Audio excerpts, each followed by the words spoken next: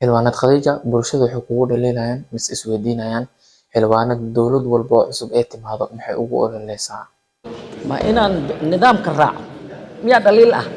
هو حل يقرب فوديستي إنا نقطة ما يحاشا أنا قدرت كي قادون نما أباهن قدرت كي نظام أباهن نظام إيه كلا ضمبين نفتي دي أولاد دي إيو قبيل كي جا أباهن أيه كانوا كل مثل أصلا مركا وحدة قدرت كي أباهين أنا ربا أنا فوضو دن يقوم يجرت dowlad walba cusub ee timaado inaad u ololeyso maxaa ka dambeeya إنا وحقبت في عنها إنا صح حلال وشقي إنا حر أخي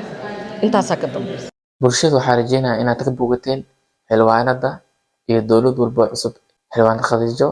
Maxamed Diiri iyo waxa ka aaminsaneedeen xil waxaa jirtay halqabsi ah xildhibaanadan inay cafisay Regina Khadijo Diiri isma maqashimiya oran jiray laakiin waxaan hadda hadalkeeda ka bogsanay dowlad walba sidee tahay in loola dhaqmo marka aad ama nabadgelyo